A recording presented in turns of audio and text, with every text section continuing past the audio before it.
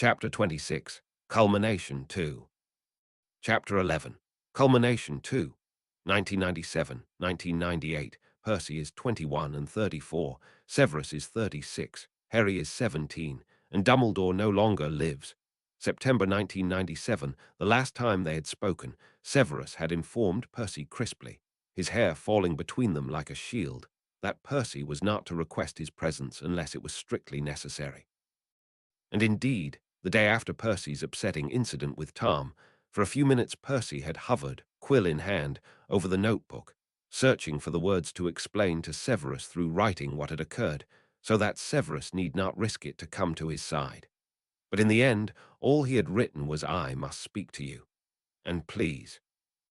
Severus had taken 4 portkeys, apparated to 6 cities, placed trails on 3 unsuspecting muggles, and still forced Percy to meet him at new apparition coordinates in the middle of the woods, a forest more northern in England than Percy had ventured alone before.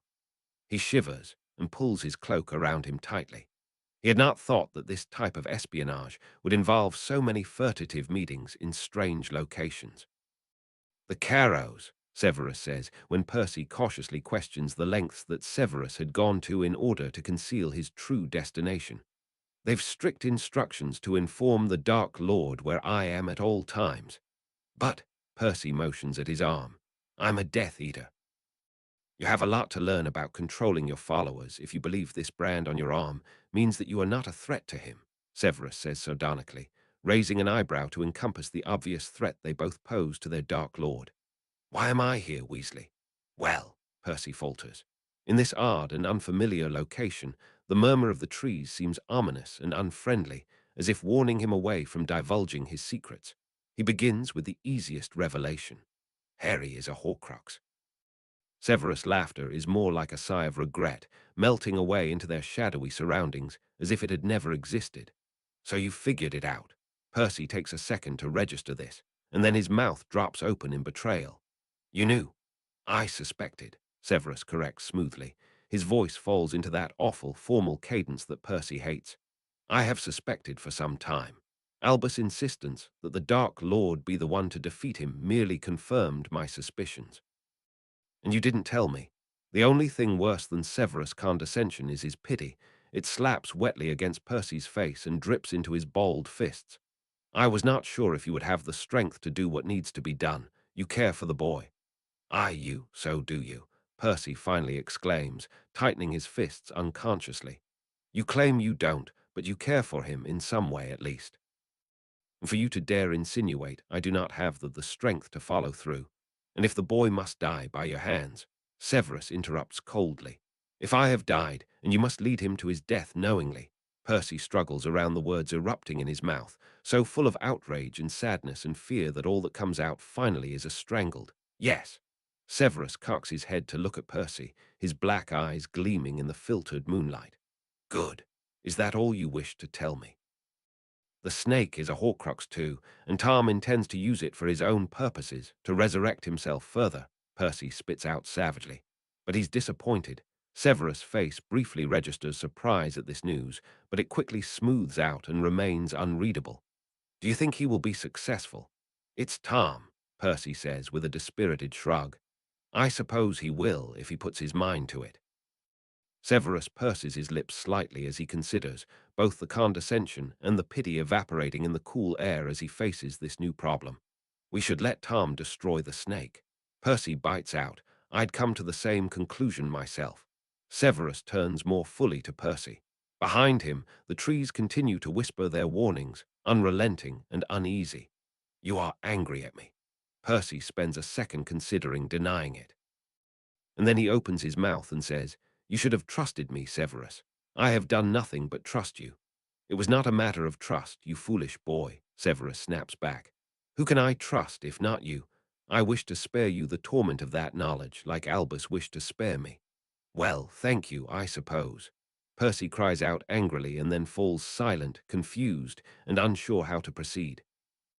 The idea of Severus wishing to spare him torment, he cannot quite conceptualize it, cannot make that desire fit with his mental model of the cold, unfeeling wizard opposite him. Into the silence he says softly, "There's one more thing." With halting words, He explains the whole sordid affair, his soul and Hogwarts and Tom and the diary. Severus listens without interruption, without expression, without even moving at all. Percy's ears begin burning the first time he references his soul, and by the end of his speech, he feels his whole face flushed red. Severus examines the stone in silence, rolling it in his fingers carefully, and using the nail on his left index finger to scrape against the rough-looking edge. He examines Percy too, casting a quick series of spells that produce a dizzying array of lights, too complex for Percy to make out himself. And then he extinguishes the light from his wand and regards Percy once again merely by moonlight. "The diary was destroyed," he says presently. Percy feels his flush drop abruptly throughout the rest of his body, which suddenly feels warm and sticky. Of everything he'd expected from Severus, scolding, recriminations, worry, he hasn't truly thought the other man would not believe him, not after the many impossible things they had already encountered together. "But you and I examined it for months," Severus continues, and Percy is incensed all over again at the glimmer of pity in his otherwise inscrutable eyes.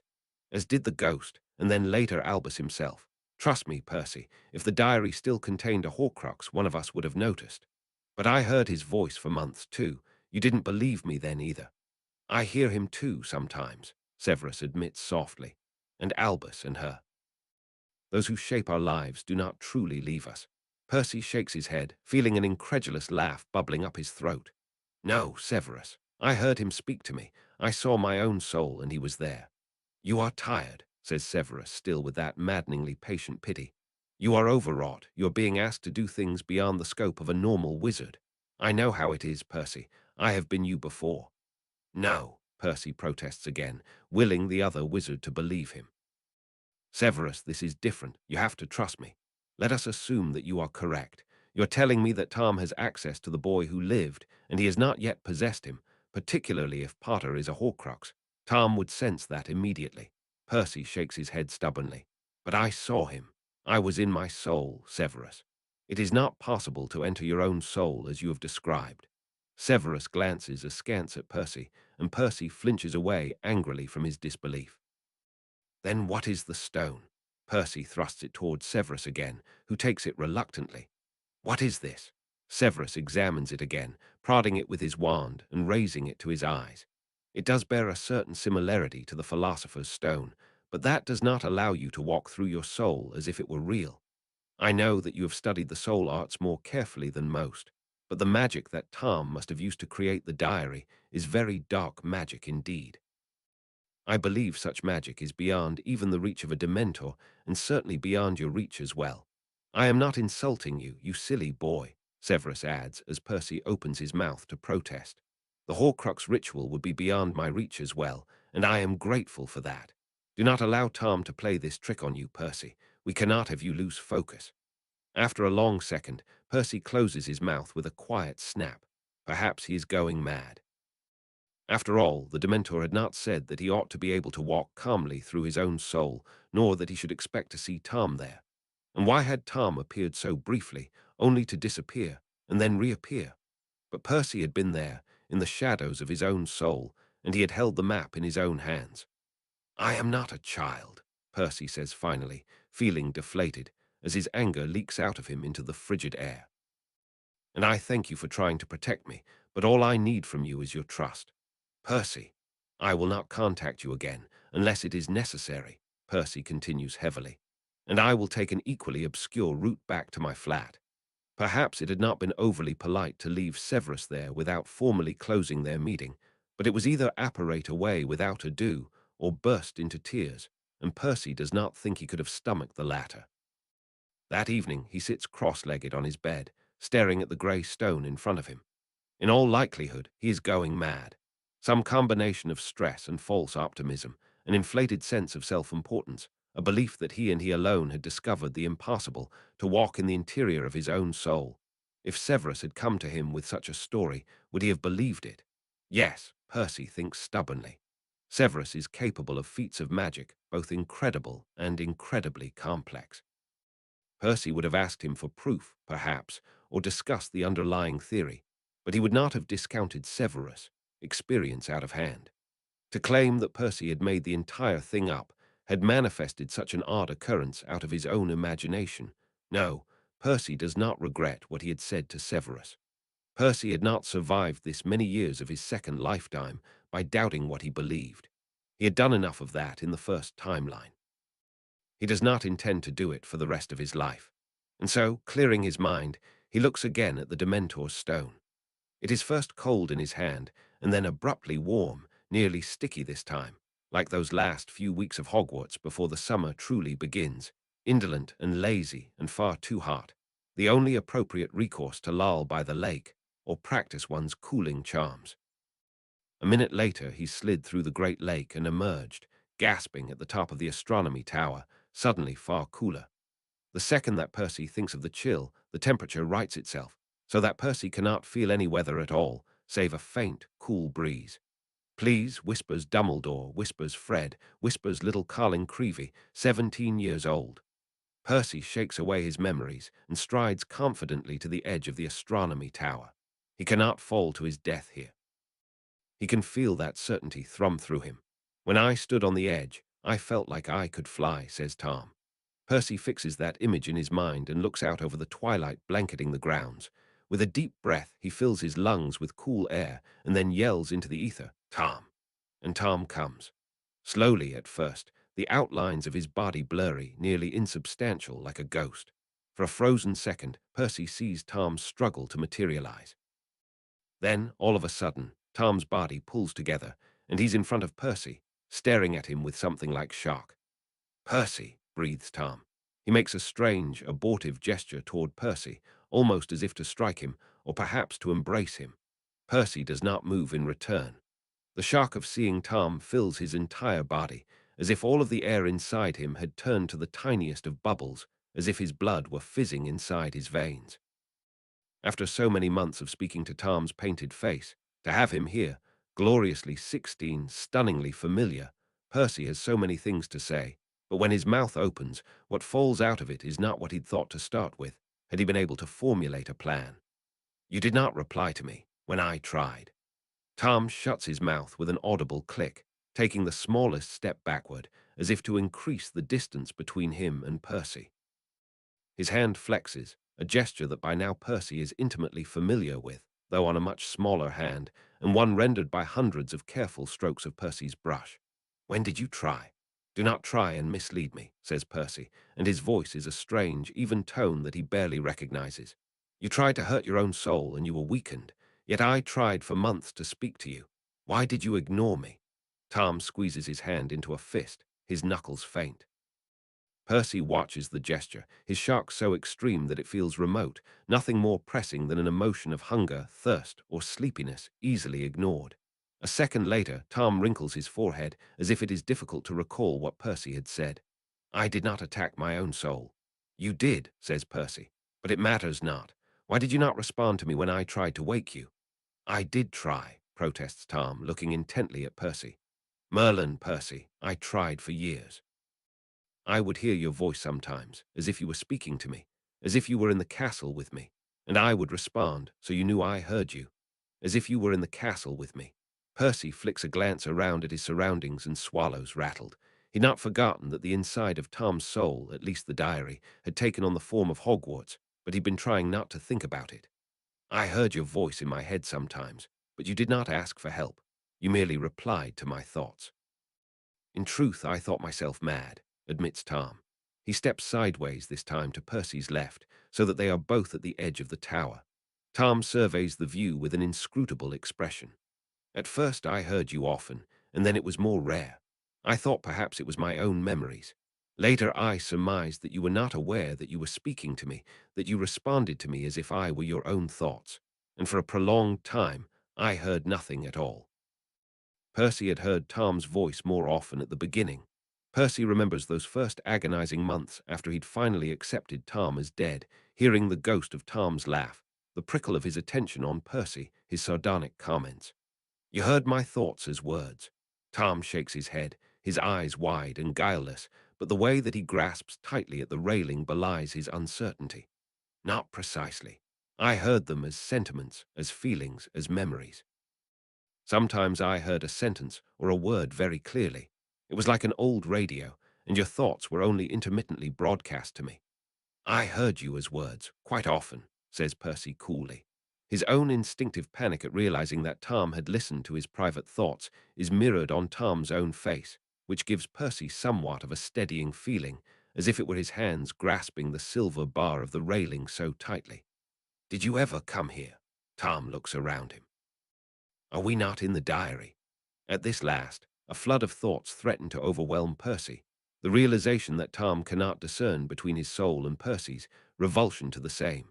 Then Percy forcibly tamps down on his emotions and says, with only the barest stutter, I meant the astronomy tower. To think of me, perhaps. The expression on Tom's face is abruptly calculating. Percy watches it, wondering how he'd once thought Tom so inscrutable. Seeing him like this underscores the odd feeling that Percy had been having throughout the entire conversation. Tom does not loom large, at least not here, trapped inside Percy's soul. His face, while undeniably handsome, is very much 16, and Percy has been looking at an older face in the mirror for many years now. In fact, Percy is taller than Tom is, though his own 16-year self had been a shade shorter. Yet Percy would not make the mistake of discounting Tom, nor of thinking him weak.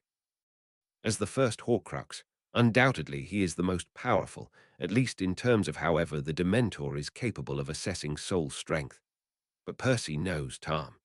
He knows this Tom, like he knows all versions of Tom, and he is not afraid of this Tom, not when the other Toms in Percy's life are so unpredictable and dangerous and cruel.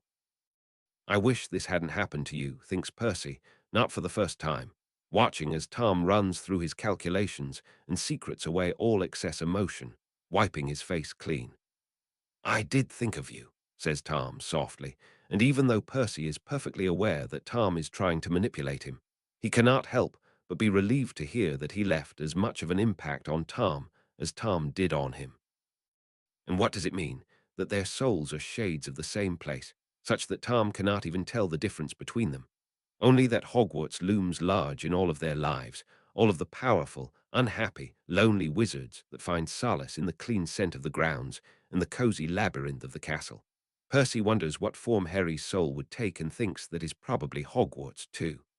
Tom continues, I thought of you often. For a long time I did not know where I was. And then he tried to speak to me. The Dark Lord, Percy asks, startled.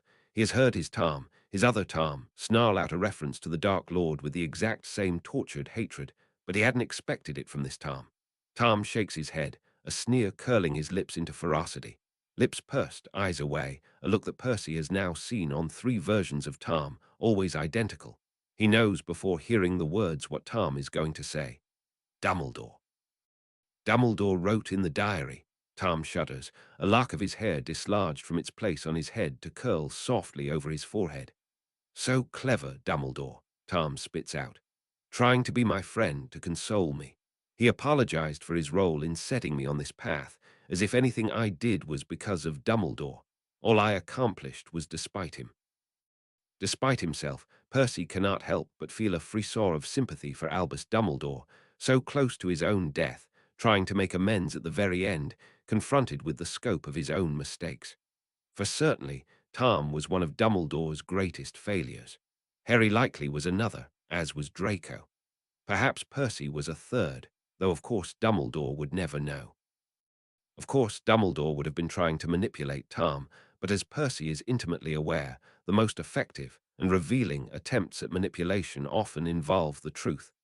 He knew I made more Horcruxes. He said he even destroyed one, though I believe he was lying merely to scare me. He was desperate to know their locations, him and the boy. Harry spoke to you, Tom scoffs. Not then, not yet. Dumbledore guarded me jealously, never let me into his head, never gave me access to anyone that passed through his office. But I could hear the boy's thoughts, more clearly than Dumbledore's. I saw through his eyes sometimes, though with great difficulty, where Dumbledore blocked me entirely. They were viewing memories of my life, memories Dumbledore had killed to obtain, and yet they were guessing at ghosts. Tom shakes his head and barks out a cruel, angry laugh. They thought I corrupted the Founder's artifacts, perhaps. As if I would do such a thing, not when I could use them for my own gains. So Tom had not planned to use the Founder's artifacts. Of course he hadn't planned to do so. At 16, Tom had no conception that one day he'd walk into a wealthy witch's house and see the cup of Hufflepuff, so intoxicatingly accessible, so innocuously small. Perhaps he tried to use it for its powers and failed to activate them and then judged it useless. Perhaps Tom had no need for unlimited potions, not when he could brew his own, nor a berry that could feed an army. Perhaps Tom had not planned it at all, but acted out of impulse, first murdering the woman and then calling on the guards to twist her death into something more. He thought that by looking at your memories, he would be able to discern the Horcruxes, Percy asks, when he finds his voice. So that is what Dumbledore had been doing all year, rarely emerging from his office and refusing to confide in Severus. So he hadn't known the Horcruxes at all. Does that mean that Harry now is clueless, or had Dumbledore's guesses been accurate? Tom scoffs again, more loudly this time, pushing himself off from the railing and taking a series of animated steps around the tower. As if I would leave so many clues in my own life, Tom spits out. As if I would not disguise my movements. And then Dumbledore gave me to the boy, as if I were a parcel to be handed off when he bored of me. The boy did not speak to me for months. He was afraid of me. I could hear his dreams sometimes. There was another wizard, and the boy was terrified of him and of me. Another wizard, Sirius perhaps. But no, Harry would not be terrified of Sirius, not when he fled Hogwarts to shelter with him. Maybe one of the Death Eaters posted outside Grimmauld to watch Harry, or perhaps Severus. He worked up the courage to write to me eventually. He's trying the same approach as Dumbledore, as if I would befriend the boy who lived. Tom scoffs for the third time, an angry sound in the back of his throat. I do not know how he defeated me. His magic is weak. He is angry and unfocused. He argues with those little friends of his, and he has a girlfriend that he misses. Percy feels sick. To have Tom so close to Harry, and all the secrets that Harry knows, it is disastrous. So what do you plan to do? Now that I know you are still alive, we can continue on with our plan, says Tom, bestowing a sweet, languid smile that prickles uncomfortably when it lands on Percy. I can possess the boy, or one of his little friends. We need only a Horcrux, or perhaps we can continue with the ritual we once planned to bring me back to life. Percy debates what to say. But with Tom, as always, he can only use his instincts and hope that they serve him correctly. Tom, there's much you do not know. There are only 3 Horcruxes still active that I know of, 4, counting you. He ducks away from Tom's rage and continues. One is hidden, and the others are under the Dark Lord's protection. Tom eyes Percy carefully and then leans forward, his frame flickering in the light. You must come for me, he orders Percy crisply. Come for me, Percy. I will, Percy swears. He looks steadily at Tom, catching and meeting his gaze, and says, I will find you. Tom, do nothing rash. The boy, he's dangerous. We don't know what he's capable of or what powers he may have. There is a prophecy. I only know one line of it. He shall have power the Dark Lord knows not. There is no power I do not know, says Tom, like all versions of Tom, and Percy, to his surprise, smiles. It has teeth. Well, let's not find out, shall we? Percy looks sideways at Tom, and then admits in the privacy of his own soul, it was difficult for me to think you gone forever. Tom smiles, honey-sweet, a smile that Percy has seen on the portrait Tom's face, though never curling the lipless visage of the Dark Lord. Percy cannot help but wonder where Tom learned that smile, who first bestowed it on him, who made Tom believe that his best weapon is the sticky, silent viscosity of feigned sweetness. Yet underneath this Tom's smile is a tremble of vulnerability that Percy has never seen on the other Tom, and Percy feels his own smile waver at the sight. For me as well, says Tom gruffly, and despite the clear artifice of the preceding smile, Percy feels abruptly that Tom is telling the truth. Strangely, that night, Percy does not have any nightmares. In fact, he sleeps soundly and wakes early, feeling well rested for the first time in many years. October 1997, for all that the Horcruxes are connected, pieces of the same soul, they do not seem to be particularly adept at sensing each other.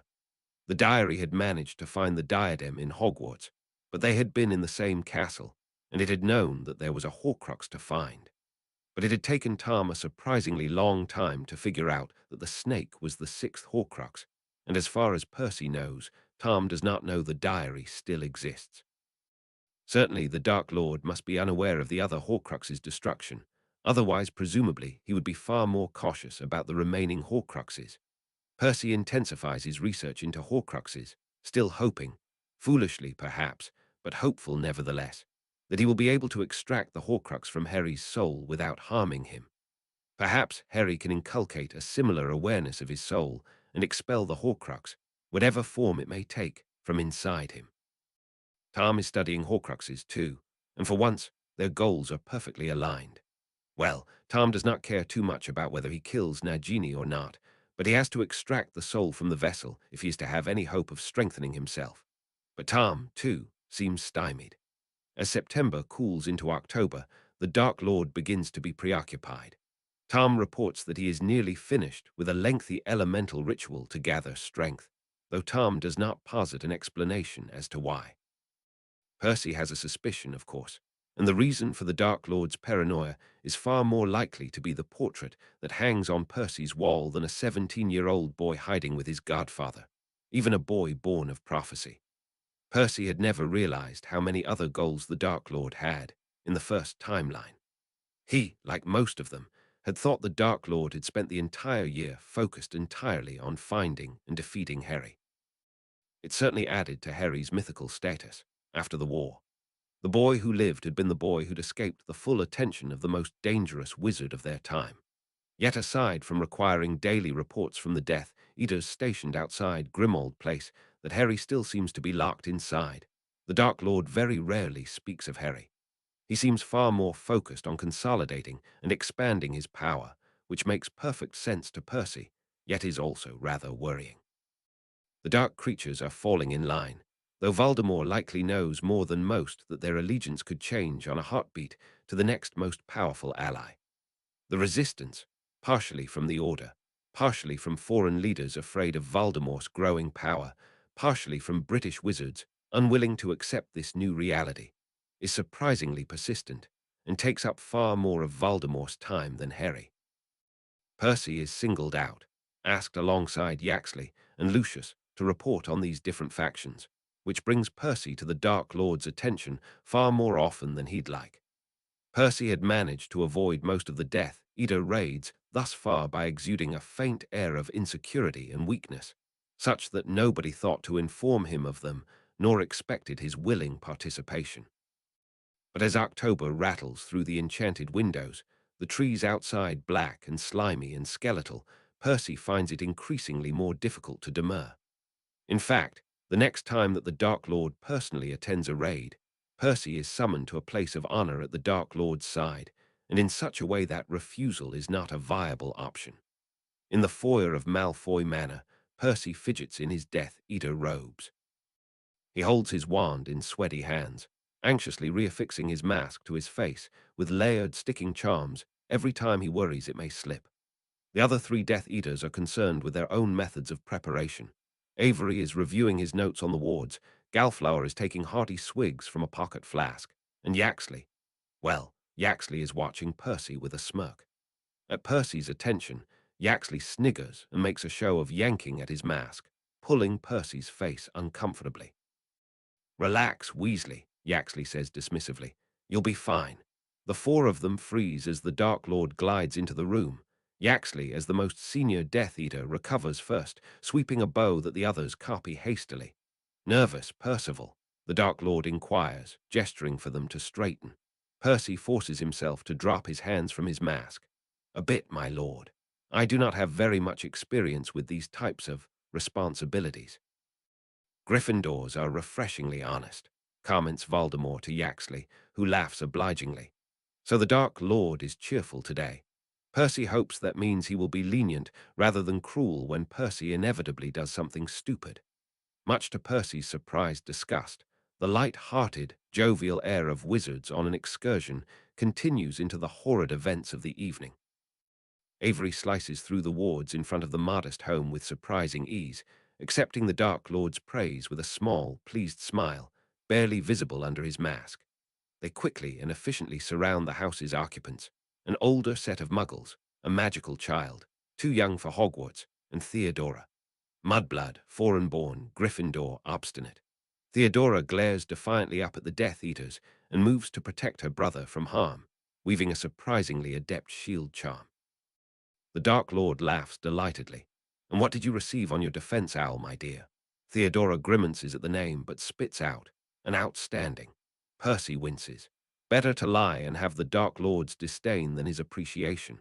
At least, that's what Percy has learned in his short tenure as a Death Eater. And would you be perhaps interested in forsaking your treacherous compatriots to join my followers?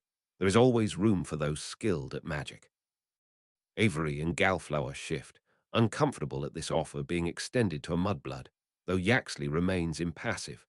Percy wonders if the Dark Lord would actually allow Theodora to join if she agreed. Likely not. It isn't worth upsetting dozens of purebloods for one talented mudblood. Get stuffed, says Theodora bravely, and behind her, her mother begins to cry, silent, heaving sobs. Percy feels paralyzed, as if he'd layered his sticking charms on his feet rather than his mask. He does not know if Theodora recognizes him. Percy's hair has always been more auburn, more similar to his mother's, rather than the famed Weasley red. But he certainly recognizes her. What's more is that he's abruptly certain that the Dark Lord knows that they were classmates, that they shared 14 years of classes and common rooms. He hadn't spoken too often to Theodora in this timeline, but it is impossible to live in the same tower with someone for such a long time and not know them like a sibling.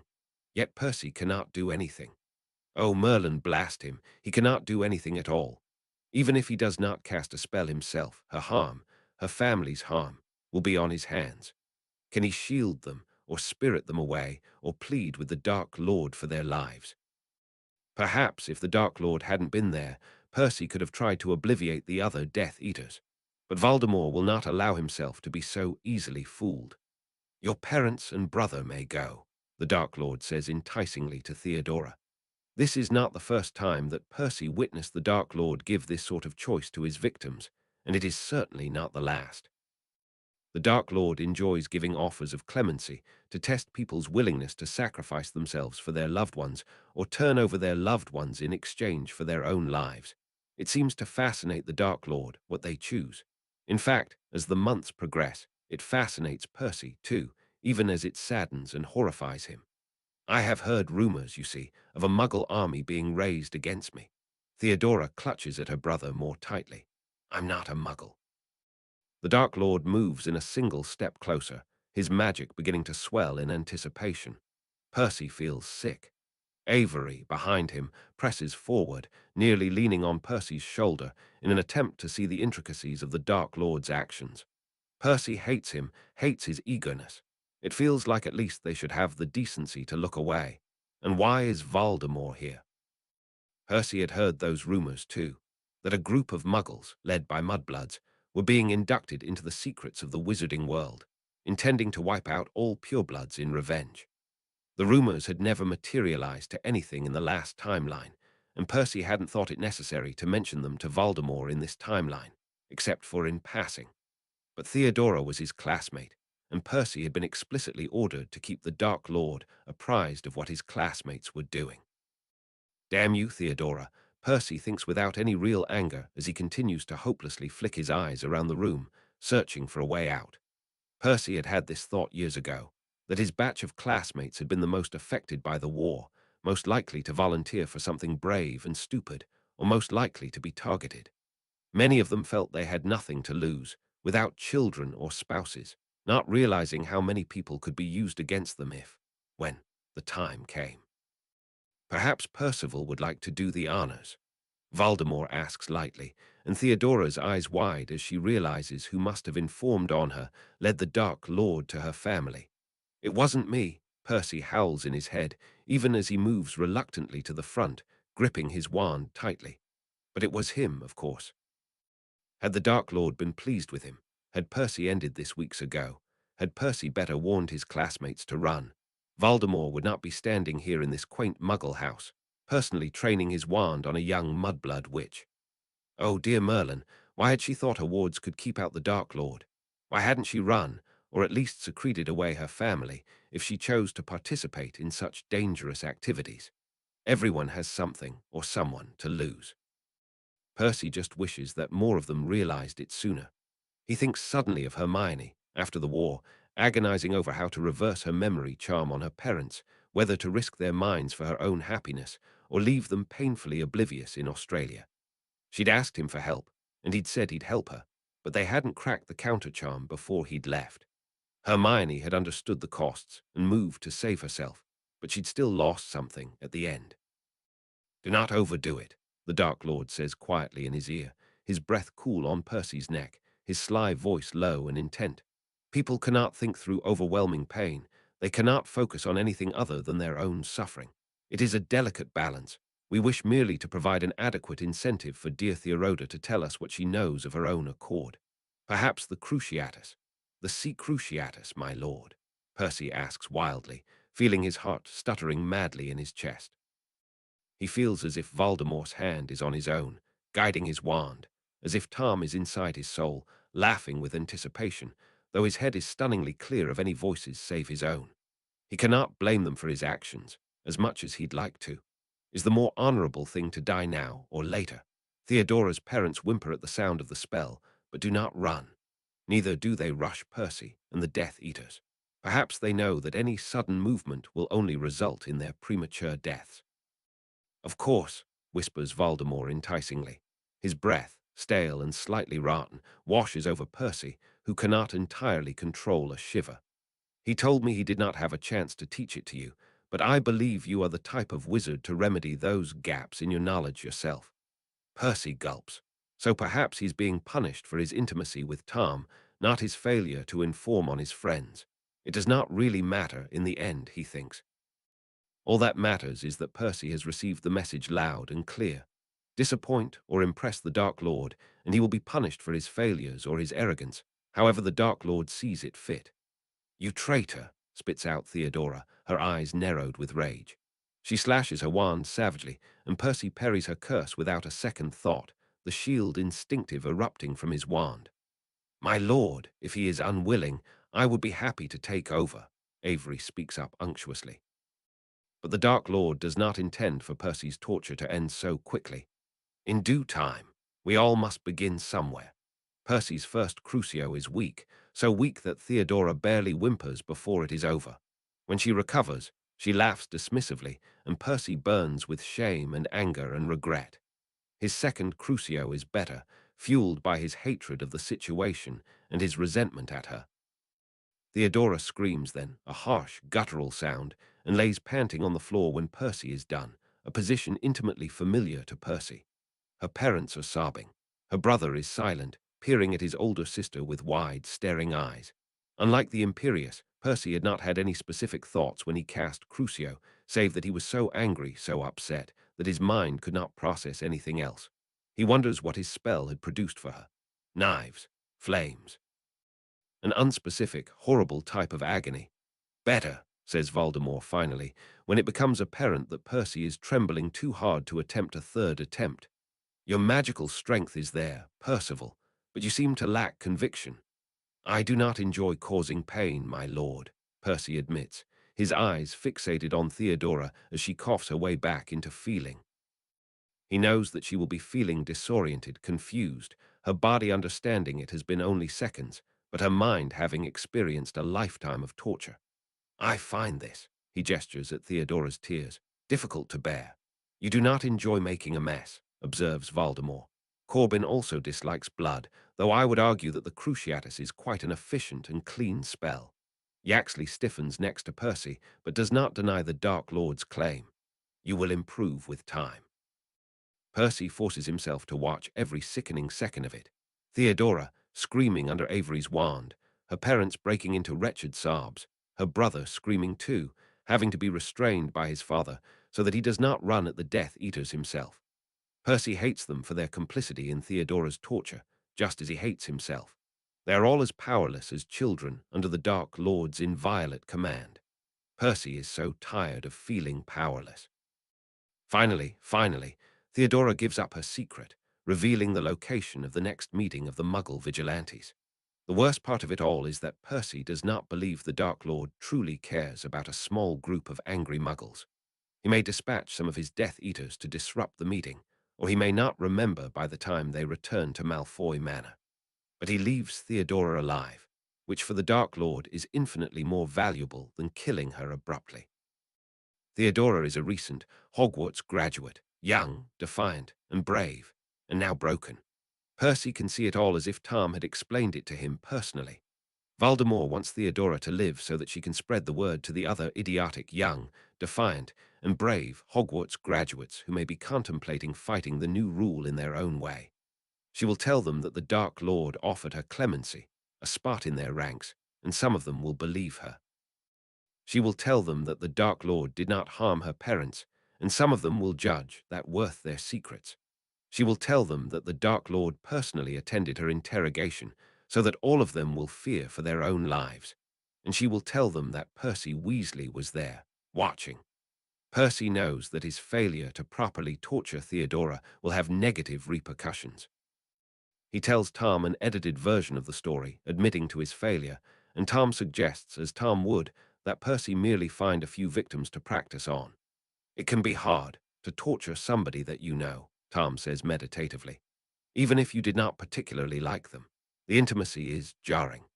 It is intimate to cause someone to pain, to see their eyes swell with tears, their throats working to produce a scream, to see how their body jerks and flails. Percy feels sick to his stomach every time he thinks of Theodora. That night, when he does his nightly sort, he cannot bear to watch the memory again, merely shoving it into a box that contains his deepest regrets. It bubbles up in his nightmares, anyway, not properly put to bed like some of the other horrors he had experienced.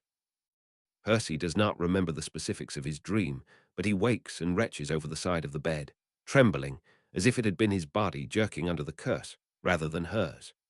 The next time that Percy reports to Voldemort, Percy's failure lingers between them like a tangible cloud of dust. When Voldemort asks Percy, as he often does, about Percy's youngest brother, the question is more charged than it normally is. "I have not heard from him, my lord," Percy replies cautiously. Voldemort taps one long finger against his lips, as if the idea had suddenly occurred to him. "You have 5 others, I believe, and a sister at Hogwarts. Might one of them have the answers we seek?" Percy is practiced enough at dissembling by now to allow his panic to float lightly through his brain without allowing it to anchor. "Unlikely, my lord. Potter was famously close-mouthed about whatever Dumbledore taught him. I would think it worth your time to try again," the Dark Lord orders lightly, casually. "It has not escaped my notice that you have not found the order." Percy tries not to tense. "They are all in hiding, my lord. I do not believe there is much of an order anymore now that Dumbledore is dead. And yet some of our plans continue to be stymied." Voldemort trails his hand along Nagini's back, scratching her scales lightly. "To put it bluntly, dear Percival, my use for you is ending," Voldemort says, as if he were merely informing Percy of a minor inconvenience. "You've said it so often. Our new world is a meritocracy, is it not? And we do not reward those who do not perform, particularly those who did not wish to wear my mark." Percy winces internally. He'd hoped Voldemort had forgotten that Percy had tried to escape being branded with the mark, but he is quickly learning that Voldemort does not forget anything. "My lord, I must apologize for my lack of action regarding the order," he says formally, bowing his head, muscles tensed for the Cruciatus. "I will endeavor to find them. I do believe it is time to pay my family a visit." He pauses and then adds, "I was hoping to take over Severus' brewing duties, my lord."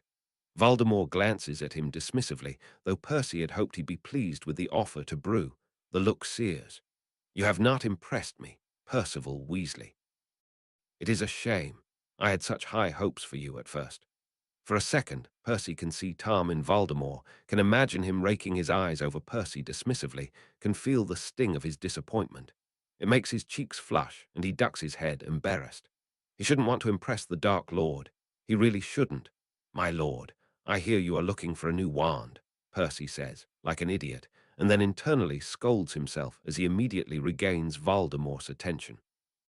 Yaxley flinches beside him, and Percy cannot blame him. "Indeed," Voldemort says softly, dangerously. "I am curious why such a powerful wizard as you, my lord, would even need a wand," Percy asks nervously. "My lord, your ability with wandless magic is well known. I have it on good authority that Potter is a mediocre wizard at best." Voldemort narrows his eyes, luckily not focusing on Percy's presumption of his magical powers. "You have seen his magic personally." "Oh yes," says Percy, feeling his lower back beginning to sweat. I observed Potter for his entire time at Hogwarts, not least because he called himself the boy who lived. He is an unaccomplished, unmotivated wizard, my lord. He does not score well in potions, transfiguration, or charms. His alleged skill in defense against the dark arts is widely exaggerated at best. Severus does not think very highly of him, Voldemort observes coolly. But Severus is often ruled by his hatred. Percy ducks his head. I believe Severus' assessment is correct, my lord. The boy is mediocre in all things. Voldemort leans forward. What is he interested in? Quidditch, says Percy, shaking his head. Voldemort's grimace looks involuntary, not that Percy can blame him. My lord, interjects Lucius next to Yaxley, may I remind you my son is in Potter's year. Voldemort throws him a scathing glance. Yes, and so are the rest of your insipid little offspring. They have told me nothing of use. Harry Potter and I are tired of prophecy, of ancient, elemental magic. I must understand what claim he has to my power. But he's just a boy, Lucius insists, not recognizing the dangerous way that the Dark Lord's eyes gleam briefly red. I opened the Chamber of Secrets when I was just a boy, Voldemort hisses.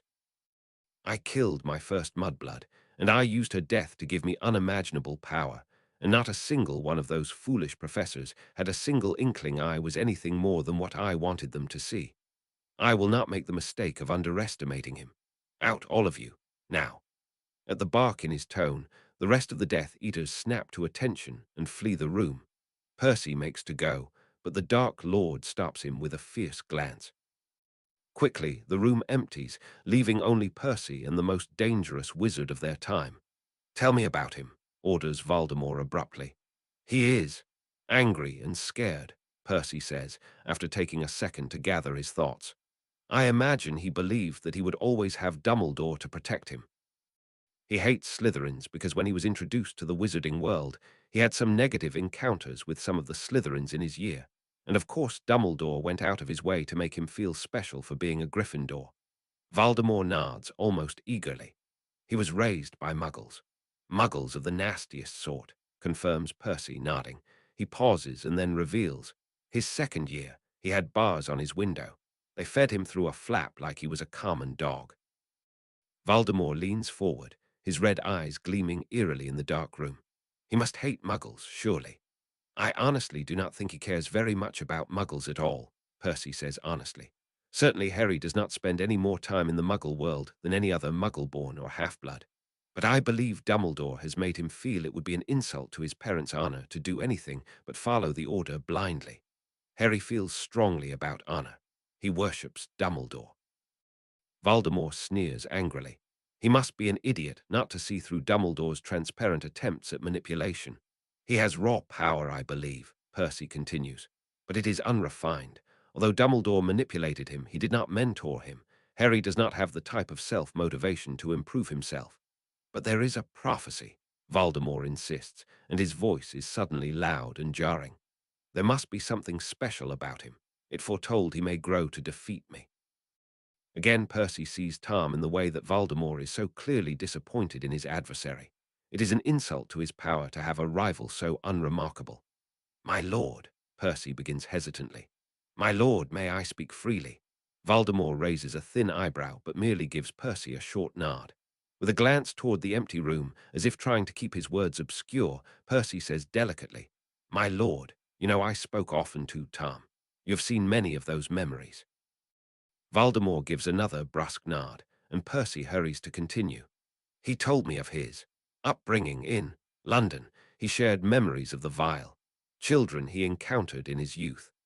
Voldemort snaps his gaze to Percy, and Percy nearly loses all of his bravado at the dark rage creeping across the Dark Lord's face like clouds rolling in before a storm. He knows Tom hates knowing that Percy knows his secrets, but he also knows that Tom likes it when Percy speaks honestly and without ego, and that sometimes on the basis of that honesty they can forge forward. I believe the prophecy refers only to what could have been, Percy says in a rush, hoping he can finish his sentence before Voldemort tries to curse him. My lord, you and him are not dissimilar in circumstance. But where you took dominion over your power, Potter let his power languish and wither. He believed Dumbledore's lies. He spurned the gift of magic he was offered. He chose to spend his time at Hogwarts ignoring his studies and focusing on Quidditch. He is a powerful wizard, but power without intention is nothing. He winces, but to his surprise, he does not feel the sharp prick of a curse. Instead, he looks up to find Voldemort looking thoughtful. "We could have been the same," Voldemort says, almost to himself, "but he made the wrong decisions." "He does not seek power," Percy says quietly, "nor knowledge, nor magic. He's not like you, my lord. Perhaps he could have been, but he is not. The prophecy speaks only of a child born who would have the power to defeat you, but not necessarily the strength of will, nor the ability. You have power and ability both, my lord." Voldemort looks up abruptly and focuses his attention on Percy. "Why did you seek to transform my portrait?" he asks, his voice strangely devoid of malice. Percy swallows against a dry throat. Honesty, he tells himself. "I was lonely," he says almost without thinking, flushing as he realizes what he had just admitted to the most brilliant wizard of their time. "I felt alone at Hogwarts, ignored, overlooked. Tom, he was like nobody I'd ever met before. Just writing to him in the diary made everything feel brighter and more real. When I found the diary again after whatever happened with Potter, Tom was very weakened, and I suppose I felt desperate." "Desperate," repeats Voldemort, his thin voice flat. Percy flushes even deeper.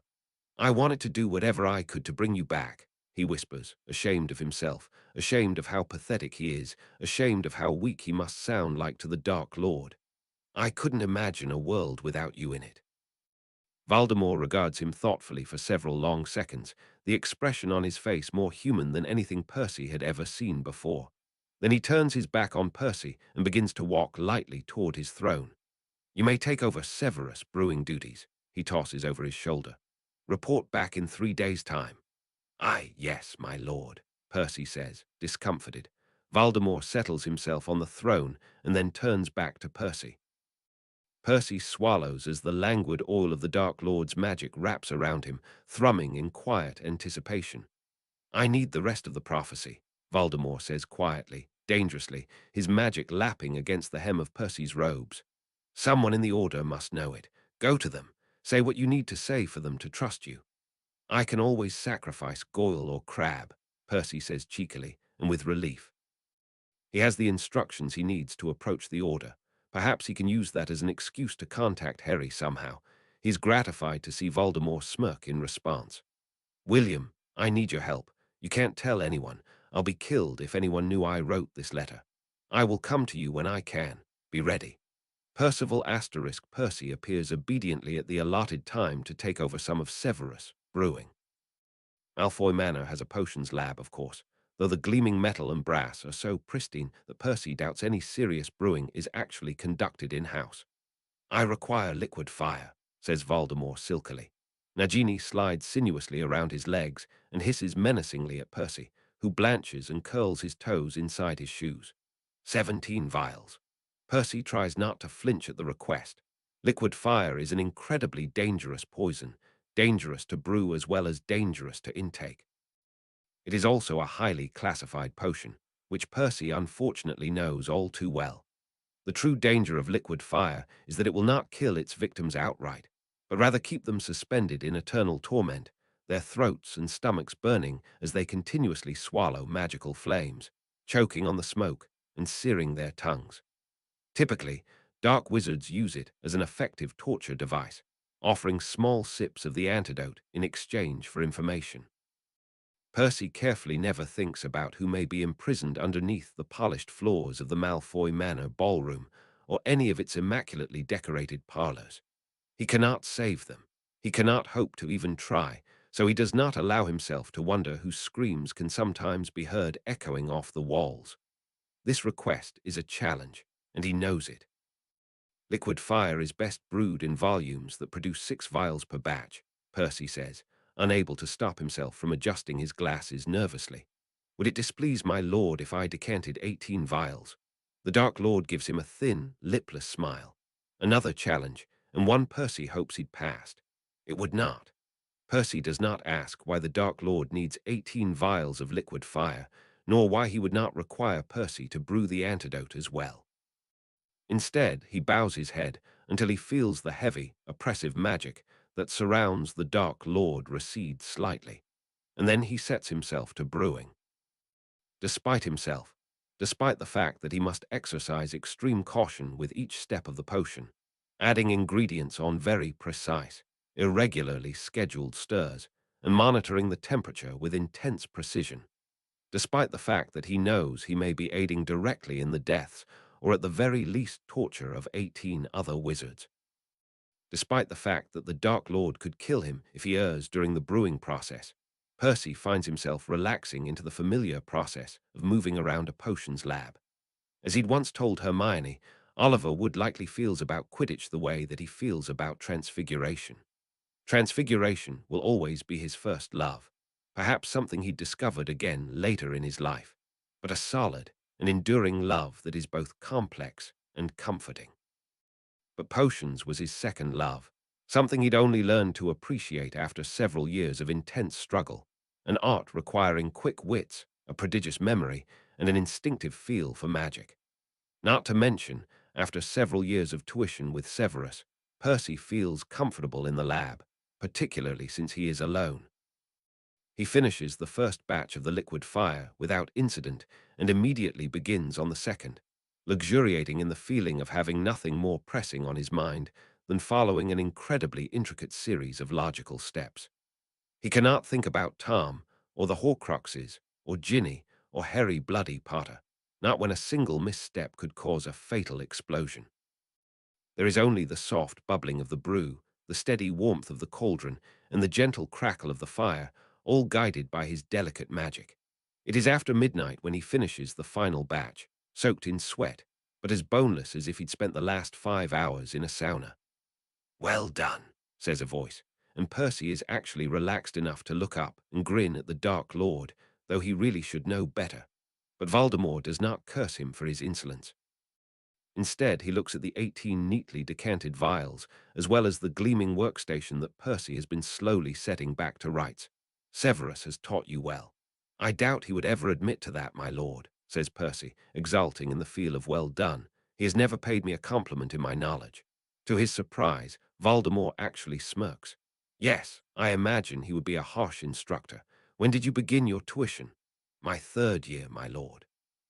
"He found you early," Voldemort comments, as if surprised. Percy hesitates and then dares. "My first Hogsmeade visit, I purchased Evil most foul." Voldemort barks out a laugh, and once again, though the high tone of his voice is very different from Tom's low timbre, Percy is reminded of Tom. "You were precocious. I see why Severus took interest in you. And the diary." "My 6th year, my lord," says Percy, some of his earlier good mood eradicated by the discomfort of discussing Tom with the Dark Lord. "Lucius gave the diary to my sister, and I noticed it was a very dark artifact, so I took it from her at the first opportunity." Perhaps Voldemort has heard this story from Tom, or Percy's earlier comments were sufficient, and so he does not ask Percy to elaborate. Instead, he says only, "And what did I teach you?" Percy swallows roughly, setting down the large brass stirrer he'd been cleaning before Voldemort had entered. "Magic," he says quietly. Voldemort enters his mind before he can continue, and Percy, unprepared, has to quell his panic roughly as he dives for the right memories in his mind library and sends them to Voldemort. Tom, teaching Percy the Imperious. Tom, coaxing the entrail-expelling curse out of a disgusted Percy. Tom and Percy in Tom's memories, watching him oversee the progress of the schoolboy Knights of Walpurgis. When Voldemort exits his mind, Percy tenses, expecting instinctively to be cursed. But all the Dark Lord does is look at him and ask lightly, "And who was the better teacher?" Percy curls his sweaty fingers around the metal countertop and says, "You, my lord." Severus expects one to learn by inference, but you always led me to the knowledge I needed and helped me to understand it. Voldemort smirks again, his lips pulled grotesquely into a facsimile of a human expression. "I shall inform Severus of your critique of his teaching methods." Percy manages to stop himself from protesting at the last possible second. Instead, grasping for humor as he always does, he only quirks his lips and says, "You may lose yourself a follower, my lord, but I will gladly sacrifice myself if needed. Nobody shall touch you when you are under my protection." Voldemort comments lightly. Percy freezes in place. Is he under the Dark Lord's protection? But Voldemort only nods at the vials of liquid fire and says, I shall need the antidotes as well by tomorrow morning. I trust that should not be an issue for such an accomplished brewer. Considerably less relaxed than he'd been minutes prior, Percy inclines his head. Whatever version of Tom that still exists in the Dark Lord had briefly appeared, but that knowledge was far more worrisome than it was comforting. But he has to admit quietly to himself, it was flattering. Percy has spoken to 3 versions of Tom, and all of them have that same intoxicating quality that forces Percy to strive to be a better version of himself, more witty, more talented, more dedicated, more skilled. But Tom, all versions of him, seem to like it, so it can't be wrong, can it? At least the brewing keeps him out of the Samhain celebrations scheduled for later that month, which is a bit of a relief. Luckily, the Dark Lord had not realized that his instructions would cause Percy to miss the revel, since Percy can't imagine that he'd have allowed Percy such an easy pass, not after the fiasco of last year. Percy reaches for Tom, sometimes in his mind, or his soul, or something in between the two, hovering at times just before consciousness, or at other times tentatively extending his awareness before he sits down for lunch or enters a room.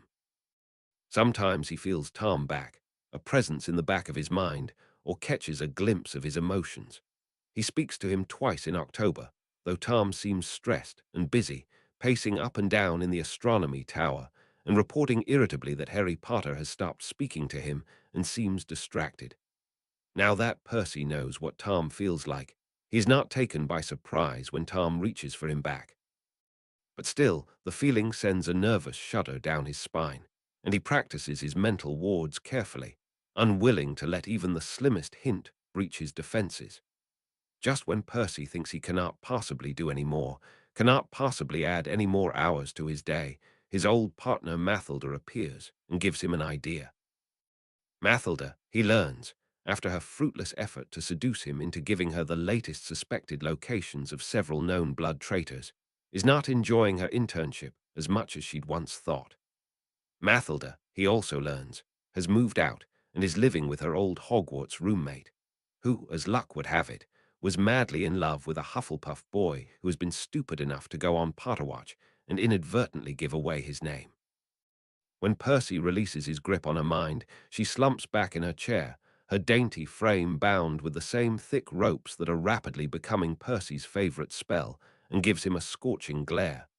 "Kill me, if you want," she says contemptuously, sniffing at him. But he's still a pureblood, just stupid. He has to obliviate her, of course. But he also slips in a scrap piece of parchment into her robes, giving her a location to flee to and the password to a safe house, which hopefully she will discover before the boy is scheduled to die. And it gives him an idea. The Dark Lord, for all his terror, does not care too strongly about the particulars of the ministry. Hadn't Percy been feeling that for months? Budget meetings and requisition forms, scheduled promotions and paid days off, mid-year reviews and performance periods. These are all plebeian concerns, not the types of considerations that Tom Riddle, who had never worked in a bureaucratic environment a day in his life, would ever spend time considering. As Percy walks through the ministry, he finds it easy to spy on people, to briefly skim through their minds, and in the midst of the minutiae, he occasionally finds gold. One wizard, complaining in an undertone to another wizard about having to pull 3 all-nighters to finish the latest batch of wolfsbane to deliver to the Death Eaters, finds to his surprise the next day that he only has 12 vials in his crate, where he was fairly sure he had made 16. But he can't really remember what happened after he'd made the finishing touches on the last batch. Maybe they had spoiled, or Gregory had taken them to pad his own output, the bloody cheater.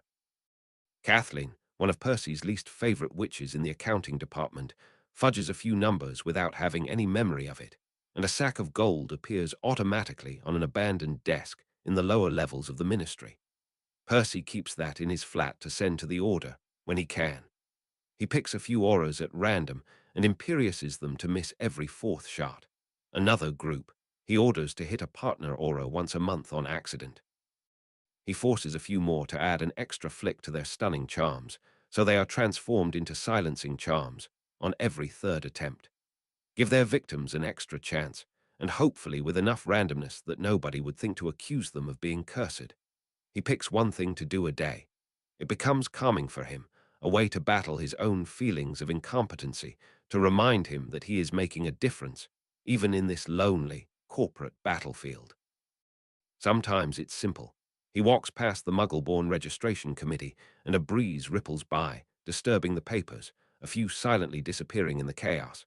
Sometimes it's more involved, but also insufficient against the destruction and terror that sinks deeper into British society, day by day.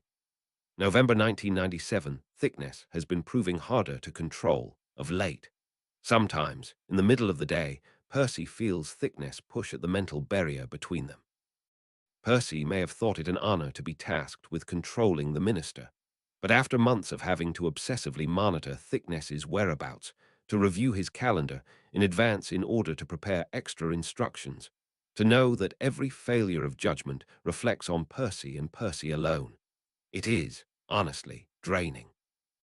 So when Thickness chooses to lash out over their mental bond right as Percy is sitting down to eat his lunch, in an extremely rare moment of silence, Percy does not think twice before taking a savage bite of his sandwich and storming into Thickness's office, still chewing. Roast beef, not his favorite. What? Percy demands, lifting the imperious long enough for Thickness to come back to himself. Instead of looking muddled or confused or even scared, like he normally does when Percy allows him a respite from the curse, Thickness merely grins at Percy, easily, as if they are in on a joke together. His mind is like syrup, Thickness says nonsensically, and for a second Percy only gapes at him in surprise. Thickness chuckles, the sound low in his throat, and winks at Percy. Surprise, do you like it? Tom, Percy asks, equal parts hesitant and resigned to his fate. He'd known Tom was getting bored, but he hadn't thought him capable of something like this. Thickness came to see him yesterday, Tom reveals casually. Percy frowns to himself. He should have noticed Thickness's intent. Well, he came to see Lucius. Apparently he has been losing time. And you seized your opportunity, Percy completes dryly. Percy does not know how Tom had managed to possess pews from his portrait, but he does not doubt Tom capable of such magic. If you'd killed the minister, you realize I would have had to start from scratch, right? True, but I know how much of an idiot you think he is, Tom points out. Percy winces to himself. Perhaps he ought not have complained so often in front of Tom's portrait. I figured if he dies, it's no great loss to you, and imagine how mortified Lucius would be to explain to him that the minister came to see him and simply dropped dead at his feet. Despite himself, Percy has to hide a smirk at that. Between Tom and Yaxley, Lucius has been getting quite the beating behind his back. And now, Tom continues grandly, looking around him with interest, I'm the Minister of Magic, and you can take a break for a while. With a start, Percy snaps right back into panic, which of course is where he should have been from the very beginning. If Tom has the agency to possess people, if Tom has the inclination to possess the Minister of Magic, then what Percy has been thinking to himself is even more true than ever. They do not have time to waste. Percy had been taking advantage of the Dark Lord's general inattention to quietly let things slide at the ministry, such as ending Umbridge's trials or instituting strict employee purges. Tom may claim he has no real interest in subjugating the Muggle-born community, but even so Percy does not want to learn what he does want to do. What changes will you be making? Percy asks hesitantly. Tom gives an insouciant shrug. Well, once I defeat him, I'll have to decide what to do next, he says, as if merely choosing a third-year elective. I never considered the ministry, to be honest, but your conviction that it has value has swayed me to at least investigate what avenues of power may be open to me here. I am honored to have helped. Tom looks over at Percy and smirks, the expression strange on Thickness's small, ratty face.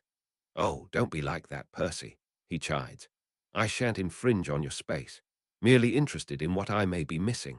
You know, I have loftier goals than Minister of Magic. Percy scowls at the casual condescension before he's able to smooth his face into something more respectful.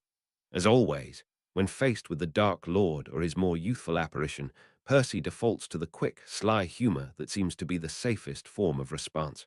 Well, it will give me a break. Wrangling with Thickness was beginning to be a full-time job. I'll happily give you that responsibility, my lord. I can't possibly use the same name again, Tom muses. Perhaps you can be a Gaunt. Marvolo Gaunt, risen from the dead. Lord Gaunt, Tom tries, his expression complex. Percy could guess at the particulars if he so desired.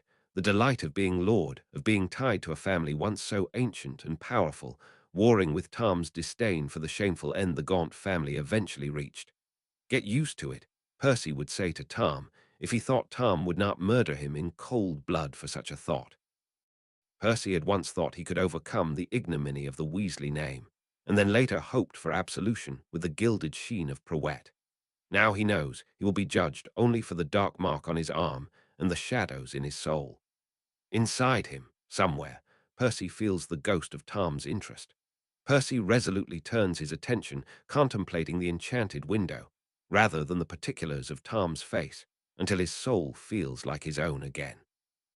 Do not fret, Percy, Tom says, interrupting Percy's thoughts. I will not bother you often. Your company is never a bother, Tom, Percy says at once. May I help you with your goals?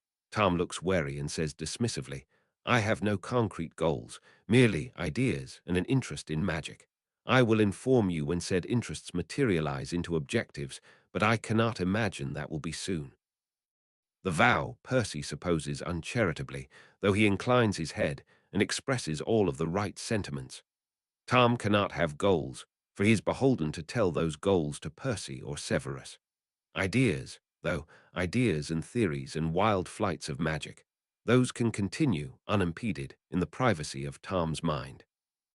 The next time Percy peeks into the holding cells, both to note the condition and identities of the Muggle-borns captured lately, and to check on the two younger Dementors, he sees that his Dementor has returned and is floating in the center of the room placidly, waiting for his attention. Percy glances behind him. The posted guard is standing silently at the beginning of the long corridor, his icy brown eyes coolly observing the rows of imprisoned Muggle-borns, clearly deaf to their occasional pleas. He has 2 hours left of his shift, and as Percy watches, he glances down to check his watch optimistically. Perform a routine examination on the mudbloods, orders Percy, sharpening his voice to the tone he has found most useful with the thuggish snatchers that Yaxley and Lucius hired for such menial tasks as guarding undesirable prisoners. I've heard rumors that some are planning to escape. Verify their names and identify any that need medical treatment. The Dark Lord will be very displeased if any of them prematurely expire before they stand fair trial. We are a just society, as I need not remind you. The guard wrinkles his nose, looking displeased at the thought of the hour or so of labor that now lies in front of him, and likely at the idea of needing to closely examine the various Muggle-borns. But Percy raises an eyebrow and has the satisfying experience of watching the color drain quickly from the guard's face. Yes, sir. Percy shuts the door behind him and wards it carefully, reflecting as he does so that he can see why Severus inculcated the reputation that he did. It is far easier to be feared than to be liked, particularly if one wants to pursue an agenda of one's own making. Then he turns eagerly to the Dementor. You're back. Only 2 nights prior, the Dementor says. I have been waiting for you, wizard. Sorry, Percy apologizes hastily. He'd have liked to set up some way for the Dementor to communicate with him, but he supposes that is not particularly wise. How did it go? Did you find the other Horcruxes? The Dementor inclines his head slowly. One is capable of changing form. I believe you are familiar with it already. Percy winces and nods. He opens his mouth to justify his behavior in allowing Tom to move through the ministry, but the Dementor continues before Percy can defend himself. One is a serpent near to the other, the form you call the Dark Lord. The Dementor pauses and then adds, they are the weakest of all. Weakest, Percy repeats, feeling faint. He thinks of the battle he'd witnessed between Voldemort and Dumbledore, of having Tom in Pugh's body experimenting with animals. I've seen feats of magic from him. The Dark Lord, I mean. The Dementor jerks its head, a clear sign of irritation that Percy had seen before from it. Weakest in soul. They are the most recently created, so perhaps they have the least bit of Tom's soul, or as the Dementor alluded to, the weakest parts of it. Percy has to restrain the inevitable 30 questions that he immediately collects in his mind to ask, and instead says, and any others? One in the boy. one in his possession. Percy nods thoughtfully, one inside Harry as they'd thought, and then one that Dumbledore gave him, perhaps, the locket, one with an adult wizard. Percy frowns, running through the mental count in his head.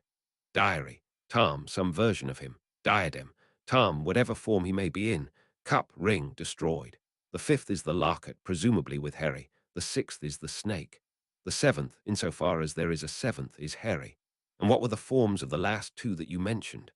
The one with the wizard is, and Percy watches in some interest as the Dementor mimics the shape of a locket around his neck, clearly lacking the human word for it. The one with the boy is a book. This corresponds with what Tom had told him. Percy supposes it is a relief to know that Tom had not lied to him.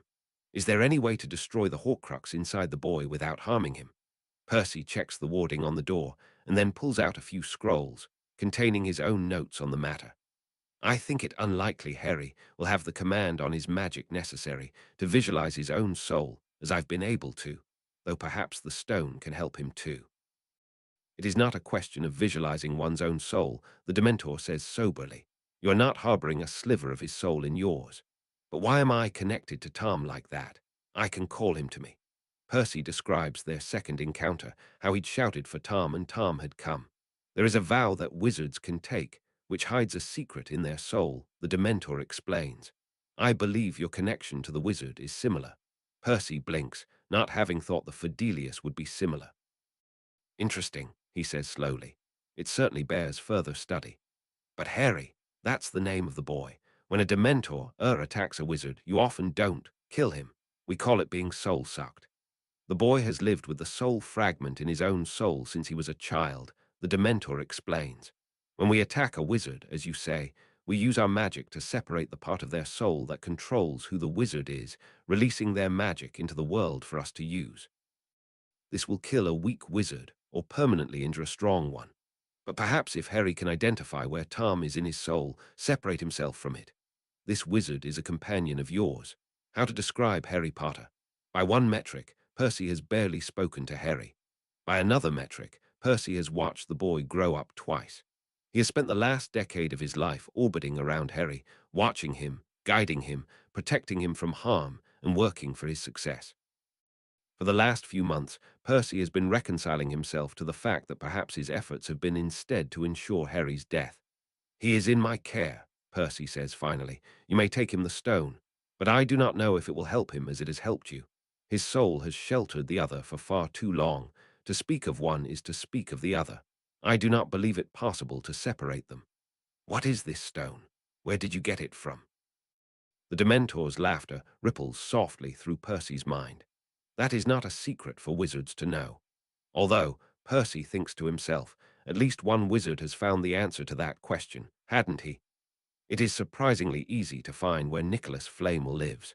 Enough of his letters have been printed in the Daily Prophet to confirm that his address has seemingly been the same for the last 600 years.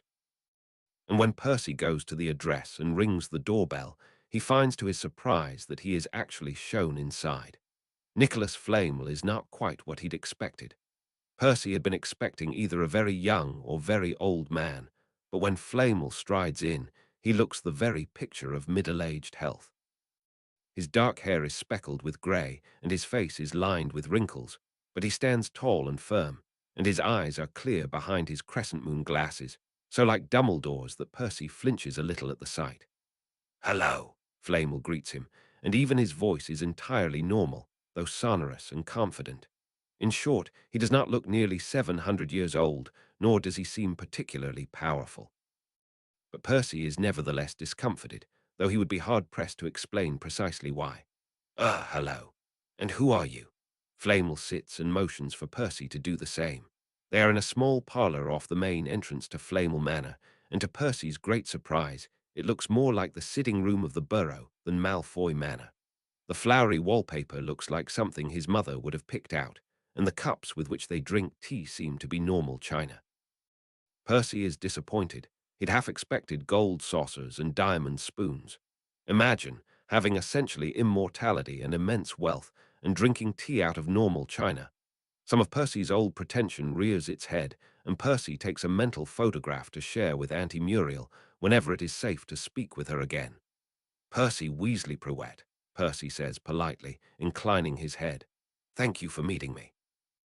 Of course, Flamel says absently, swirling the spoon around his tea with a continuous motion of his finger. What brings you here, my dear boy? Percy starts and sets down his cup. Of course, I need your assistance. I shan't make you any gold, I'm afraid, Flamel interjects, continuing to stir his tea long past the point when Percy is sure his sugar cube has dissolved. But I am happy to fund enterprising young men like yourself if you have a project in mind. I have plenty of excess capital, as you may expect. Percy blinks, thrown by the casual offer of funding. He wonders how many wizards go to Nicholas Flamel for money. Had Tom, no, I am not here for money. I have your stone, he wants to tell Flamel. I do not need you. Immortality, then. Flamel looks up and winks at Percy. I'm afraid I shan't give you that either. Percy is thrown by Flamel's bluntness, so it takes him a second to get his prepared pitch back on track. Lord Flamel, as I am sure you are aware, the Dark Lord is causing an incredible amount of damage in our society. I'm sorry, my dear boy, but I shan't fight him either.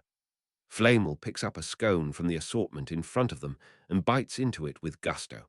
Crumbs fly everywhere, and Percy has an immediate image of what Narcissa Malfoy would say if she were sitting in his place. He has split his soul, Percy says emphatically, skipping ahead several lines in his drafted speech in a desperate attempt to get Flamel's attention. Flamel raises both bushy eyebrows and then says thickly through the scone, Has he really? Merlin's beard. He has possessed both myself and my father, Percy says evenly, fighting the urge to banish the plate of scones away from both of them. There is another boy who is hosting one of the Dark Lord's Horcruxes. I need your help, Lord Flamel. He's prepared to die if need be, but I am hoping for a way to extract the Dark Lord's soul from his body without causing lasting damage. My, what a pickle you all have found yourself in, says Flamel sympathetically, but entirely unhelpfully, brushing the crumbs off his sparkling blue robes. If this was the model for Dumbledore to build himself off of, no wonder Dumbledore was so bloody annoying. Whatever are you expecting me to do? Why, help, of course. Percy exclaims, his voice rising despite himself. Lord Flamel, you are one of the greatest wizards of our time, of all time. Surely your grasp of soul magic is the most advanced of anyone alive. If anyone could help, it would be you. Flamel smiles gently at Percy, who wants to throw something at him. Not quite correct, my dear boy, he says softly. If I could help, it does not mean I would help. Percy sits back in his chair and gapes openly at Flamel. You won't help. Flamel shakes his head serenely. But it's the Dark Lord. He's killing dozens of wizards every day. He split his soul to become immortal. You've got to help. You're the only one who can. Flamel sighs, sets down his teacup, and laces his thin fingers together, leaning forward to make eye contact with Percy for the first time. I am nearly 700 years old, he says evenly, the hint of a smile playing around his reddened lips. I have seen many Dark Lords rise and fall, and many heroes defeat them. I will not involve myself in the affairs of wizards.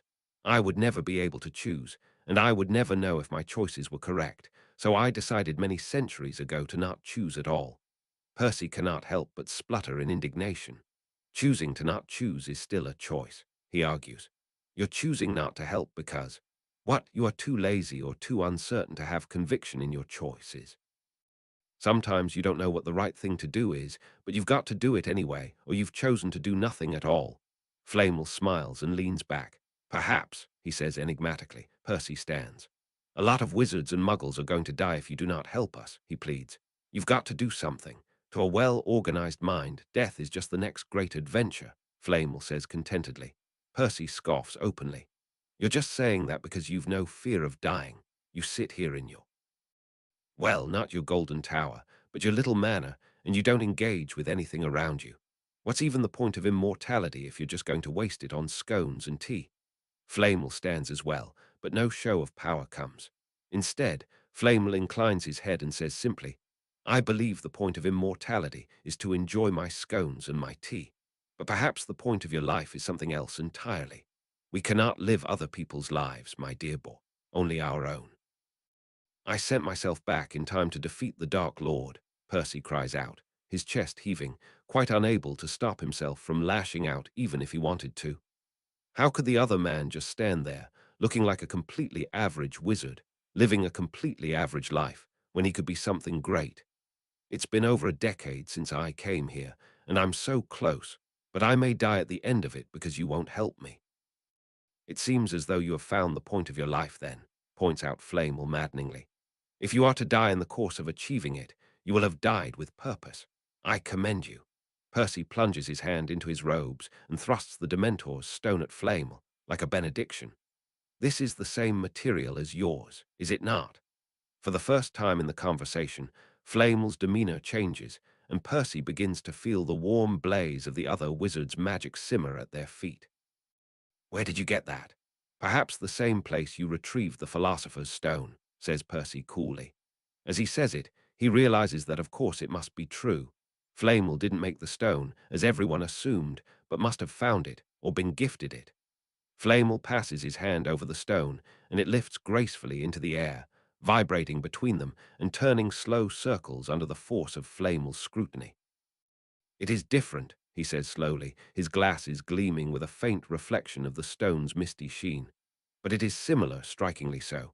Then Flamel looks slyly at Percy. You have seen my stone in person. Percy nods. Likely Flamel can tell. He does not want to risk lying to this man, who seems suddenly far less pitiable and far more dangerous. At Hogwarts. Physical magical theory is oft forgotten, even by scholars, Flamel continues, his attention turning to the stone, still revolving slowly in the air. Magic of the land, of Arthur's stone, of Merlin's tree, of elder groves and bottomless lakes. We began to use organic materials to channel our magic without wondering why we cannot use stone. But we cannot make a portkey out of a tree branch, nor a unicorn's horn. Horcruxes must be made out of magical objects, or objects imbued with magic. Hadn't Percy concluded that without fully understanding why? Physical magic has rules, completes Percy, his eyes wide behind his own glasses. Like in transfiguration, resonant properties, transformative forces. He can tell by the faint ripple of surprise that passes through Flamel that he'd said something unexpected. But Flamel controls his face a second later and merely says, yes. In my time, only mages studied such arts. To tangle yourself in physical magic was akin to playing as guards. Only the great sorcerers could hope to study what you now call transfiguration, though in my time the field was rather broader. Like the elixir of gold, says Percy. I studied it. It's transfiguration, but also potions, and ancient runes, and arithmancy too. It is magic powered by physical magical properties, regardless of the names we later gave those properties, corrects Flame O'Reilly. Toward the end of my investigations, I found that gemstones had properties that lent themselves particularly to transfiguration. Namely, they enhanced the what did you call it, the transformative force, and allowed us to turn lead into gold. And souls?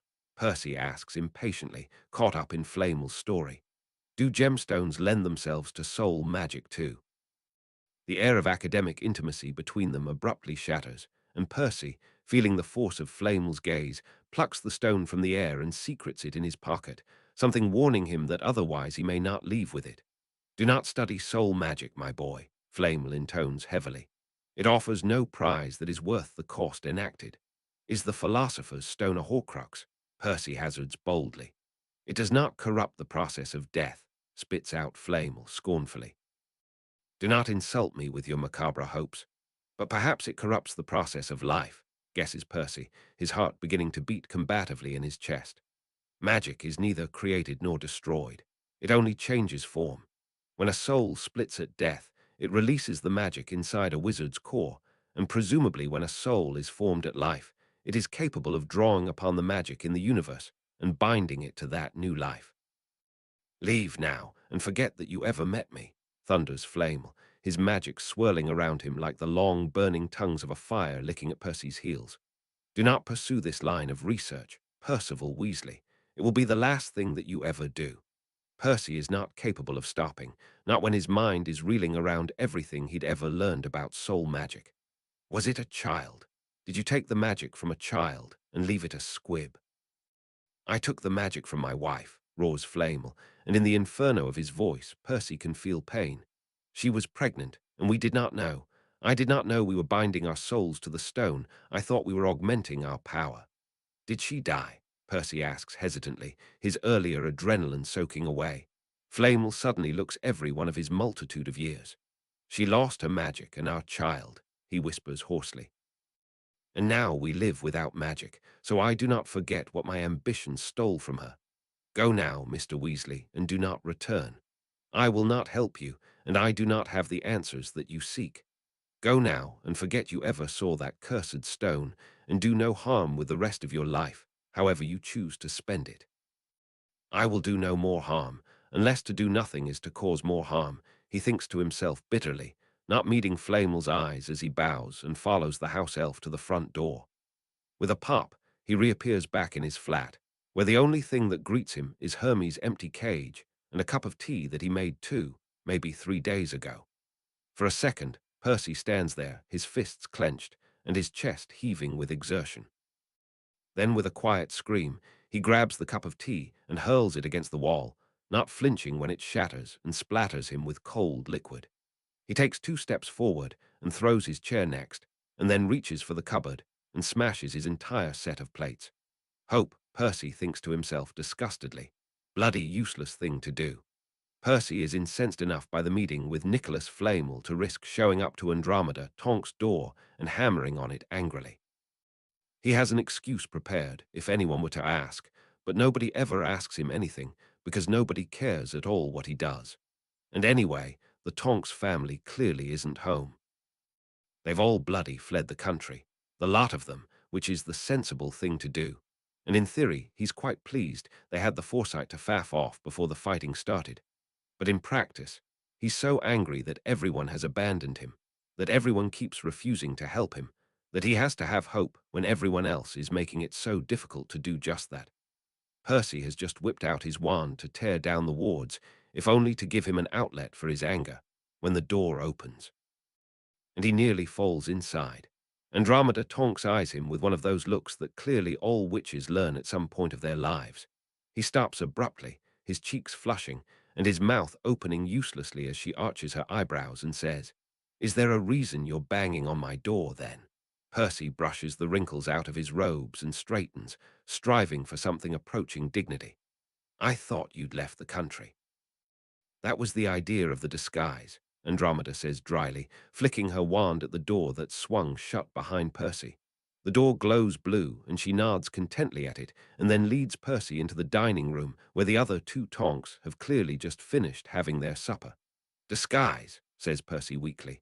"I see. Well, it was an effective one. I trust you were not followed," Andromeda says wryly, walking back to take her seat. Percy hovers awkwardly in the doorway. He would not risk seating himself, uninvited, in front of a lady like Andromeda. Before Percy can respond, she catches Tonk's eye and says, with a slimmer of humor, "Although it would be a good teddy of the wards, no." "Mother," says Tonks with dignity, "what in Merlin's name are you doing?" "My love," tries Ted next, sending Percy a small, apologetic glance. "You've just invited a Death Eater into our home."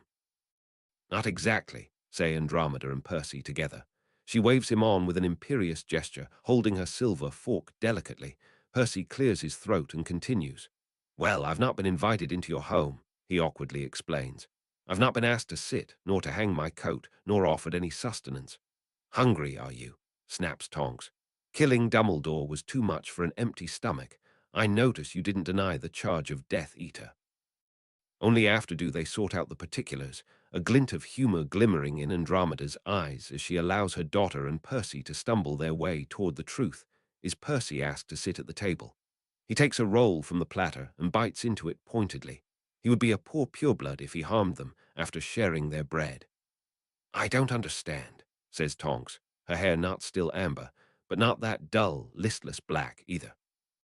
"If Dumbledore was dying, why not tell us he'd ordered Snape to do it?" "Your hatred is saving Severus' life," says Andromeda sharply. "The Dark Lord will be watching him, and you very closely." Percy nods at her searing look, understanding the unspoken message. Percy is in as much danger as Severus, if not more, for he shares the other man's secrets, but does not have the trust afforded by his reputation. "I need to find Harry," Percy says bluntly, catching and holding Tonk's eyes. "I don't think you lot ought to be left out of the truth, not if you have the required subtlety to continue to openly despise Severus in public." I have news that I must give to Harry, and only Harry. I can't risk it getting out, he says forcefully as Tonks opens her mouth to offer to act as the go-between. I've learned something very shocking about the prophecy, and the Dark Lord, for now, is unaware of it. Dumbledore's portrait is not being particularly forthcoming with Severus, but we believe it is likely even he did not know this secret. Andromeda narrows her eyes at Percy, and he gives her the tiniest nod back. It is a secret concerned with the Horcruxes. That should be enough to win her support, though Percy does not think he should even tell Andromeda what he'd learned, unless it becomes necessary. Ted Tonks speaks up for the first time, his voice low and uncomfortable, perhaps remembering the vow he'd helped his wife and Percy swear together. Is this secret dangerous for Harry to know? Percy gives this its due consideration, out of respect for the other wizard, who had always struck Percy as genuine and kind. Harry will need to know that he is a Horcrux at some point. Percy thinks with a shudder of the knowledge that Tom may be crawling in his own soul, somewhere, though he has to remind himself repeatedly that Severus does not believe he is anything close to an actual Horcrux, and instead suffering the after-effects of prolonged possession and contact. It may be safer for Harry to not know, but at the same time, Percy cannot send him blindly to his death without telling him why it may be so crucial for him to give up his life. It will be dangerous, Percy concedes. He looks up and meets Ted's guileless eyes. But it will be dangerous for him not to know either. I cannot say which course is the safest for Harry, but this is a secret about his life, and I think he deserves to know. Unfortunately, Tonks informs him a few minutes later that she cannot get into number 12 Grimmauld Place, nor can Andromeda. Neither could Remus, as far as I know, she adds, her nostrils flaring. He was very upset that Sirius boxed him out of whatever he was planning. Spent a few days mumbling about the bloody marauders, and Sirius not trusting him again, and then went on a fool's errand to the lower werewolf camps in some misguided effort to prove his trustworthiness. Percy winces. He again glances at Andromeda, who gives him the barest grimace in return. So Remus Lupin had broken up with Tonks in the midst of a war because he felt left out of his old schoolmate's plan. He feels abruptly sorry for Tonks, who scowls at the pity that crosses his face, unbidden. Yes, he's a bloody idiot, and yes, I'm upset at him, growls Tonks, tearing apart a roll with more force than is, strictly speaking, necessary, though the rolls are rather more dense than the light, buttery ones that Percy occasionally indulged in at Hogwarts.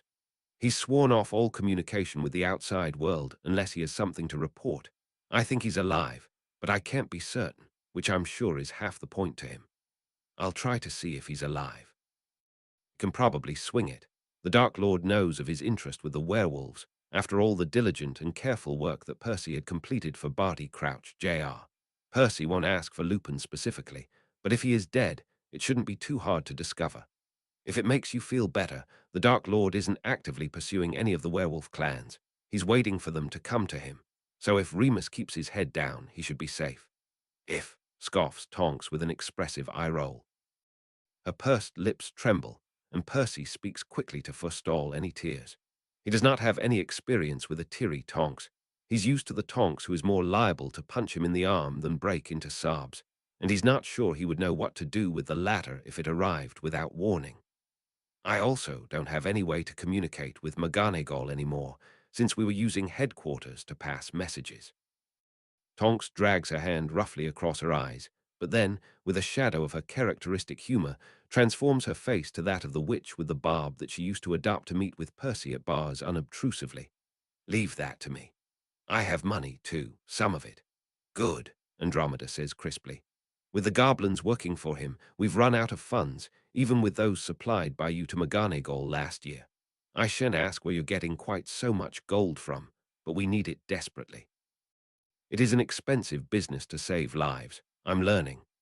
It does improve Percy's mood to have made up with Tonks, though while Ted Tonks' face is plastered over posters with known Muggleborns listed, the Tonks family is unlikely to leave the safety of their disguised house. They're lucky, at least. Percy sees far too many of his former classmates, and their parents blinking out at him from the posters that paper the walls in Diagon Alley, and hears their names spoken by jocular snatchers bragging about their latest conquests. Lucius, capable work with the Snatchers, in conjunction with the tightening vice of the Dark Lords. Taboo means that Muggle-borns fill the holding cells, waiting to be judged and disposed of as the Ministry sees fit. The Dark Lord is pleased, which Lucius takes to mean that he has redeemed himself for his mistakes and his sons. It is not uncommon to see his shining blonde head in the Ministry, overseeing the security precautions, conducting surprise checks on the departments, and speaking confidentially to Nott, hired to head the Auras in Moody's absence, a nasty wizard who seems to delight in rooting out undesirable connections to otherwise blameworthy purebloods. Several of Percy's past classmates are forced to give up the locations of their known friends, to lead the Auras straight to their doors, to disclose how many siblings they have, or where their parents work, or what cities they may have fled to in the night. Percy obediently lists his associations when Nott comes knocking at his door. What he knows, and what his peers do not, is that Nott has this information anyway. Umbridge had managed to copy details from the Hogwarts registry somehow, and spawned a squad of punctilious, pretentious wizards who delighted in ensuring said details were correct. Nott is not searching for undesirables. He is looking for collaborators, traitors. But his classmates must believe that every slip of their tongue, every scared revelation, every betrayal of the witches and wizards that they breakfasted with, studied with, argued with, and learned with, must result in one of those holding cells gaining a new occupant. It must be agonizing. It is agonizing for Percy to see the expression on someone's face after Nott leaves their office in triumph. The dark circles under their eyes, their sunken cheeks, the way that their mouths open and shut silently. How many of them grasp weakly at the air in Nott's wake, as if to take back their words by force. I am trying, Percy tells them silently, though he only raises a contemptuous eyebrow to remind them to adopt the blank mask that is the safest adornment in these new, volatile times. He passes all the information he can to Tonks when she drops by at his desk or intersects his walk home, sometimes dressed as a Muggle woman crossing the street, or a foreign wizard looking for the minister, or an elderly man carrying a novel to the park. But by necessity, Percy cannot know whether his information proves useful. He can only look for scraps of hope in the gossip between the Death Eaters and the reports laid at the feet of the Dark Lord and the memos circulating in the Ministry. It is a laborious task to piece together the flow of the war from the outskirts of all of these small tidbits of information, and more often than not Percy is depressed by how useless it all seems, how many people are killed and captured and tortured and subjugated. The one small light that burns in the back of Percy's mind is that many of these Muggle-borns are not outright killed, now that Yaxley, to his disgust, has been given Umbridge's own position, which is obviously a form of punishment, and one he finds humiliating. Percy offered to help with the work immediately upon hearing the news.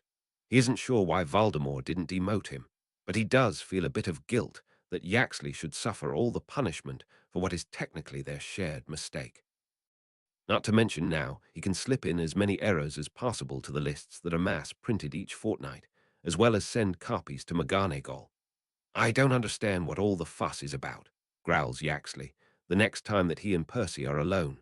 Percy hums sympathetically. Lucius has begun to oilily question Yaxley as to why the Mudblood trials have been indefinitely stalled, often asking just out of earshot of the Dark Lord, which makes Yaxley twitchy and upset. Yaxley had taken the expedient step of declaring all possible Mudbloods guilty until proven innocent, which certainly filled the cells in Azkaban but kept trial-related expenses low. Percy feels quite bad for all the Muggle-borns languishing in Azkaban, but they're better off miserable than dead, which was certainly the direction that Umbridge was taking the department. Yaxley is perfectly aware that he may be capturing a half-blood along with the filth, and so confided in Percy that he felt an accidental murder or two would cause more outrage than some mistaken convictions. The Ruddy trials are a waste of time, and they're expensive. It's like you say, we've still a bloody ministry to run, which takes money. Percy nods sagely. As the months slip into winter, the wheels of bureaucracy continue. The Budget Committee is hesitantly having bi-weekly meetings in advance of year-end. He's seen the preliminary reports. They'll have to make some cuts if they want to continue with some of the more resource-intensive activities, like rewarding snatchers for their ill-gotten gains. And I dunno where he gets off, walking around the ministry like he was the one to set it up, as the Dark Lord wanted. Yaxley continues to gripe. A curious side effect of the pair lying to the Dark Lord is that Yaxley seems to trust Percy, at least with these petty grievances. They give Percy a sense of normalcy in what are, without question, awful and turbulent times. Percy has listened patiently to Fudge, Crouch, Umbridge, and Scrimgeour complain about any number of things. Yaxley is merely the next. We were the ones who did the real work. Percy continues to nod. Yaxley needs very little encouragement. It was his bloody son that failed to kill Dumbledore anyway, Yaxley says huffily. And Snape's off at Hogwarts, the lucky bastard. What does he have to do? Oversee detentions? We're doing the real work, Weasley, you and me. It is true that the Ministry's descent into the Dark Lord's control is likely having more effect on the average wizard than the Snatchers or the new curriculum at Hogwarts. Even having lived through it the first time, Percy had not fully realized how much control the Ministry has over everyone's lives.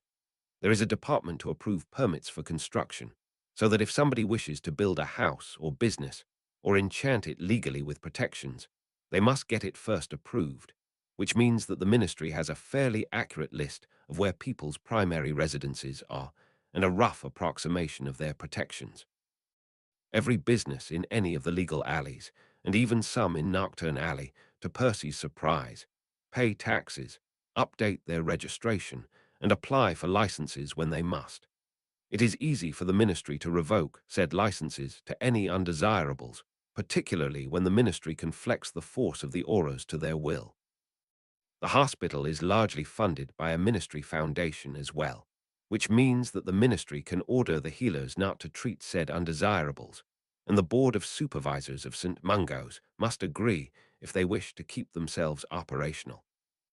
Transportation is equally limited. Flues on the Flu network are individually recertified, which makes Percy, despite himself, regret helping the Edgecombe girl with her spots, providing Ministry employees an opportunity to investigate the particulars of each home, as well as observe where and when people are traveling. Portkeys have always been licensed, but they become nearly impossible to justify, save for legitimate business reasons, and only the very secure 17-year-olds show up for their apparition exam after their birthdays. The trace stymies the Ministry, luckily enough. It is an ancient spell that tracks underage magic in Muggle residences, and even Lucius cannot figure out how to modify it to track Muggle-born magic instead. Percy has a theory it is also linked to the Hogwarts registry as its anchor, or that one could create a new trace, anchored to the existing trace, but says nothing. And for all of Gringotts' alleged independence and separation from the Ministry, the goblins are far more cooperative with the Dark Lord than they ever were the Minister. Shopping, employment, housing, transportation, money. It is no wonder that so many purebloods and half-bloods decide early on that resistance is futile. There are many ways to threaten someone, even if their lives are not directly at stake. As the months continue, Percy becomes intimately familiar with all of them. And all the time, Tom smiles at him with Pew's teeth, and his presence echoes in Percy's head, not particular thoughts, but the impressions of them, like an echo left behind, still stubbornly making its way through time, growing quieter and quieter with each second. Hearing from Tom worries him. Silence worries him even more.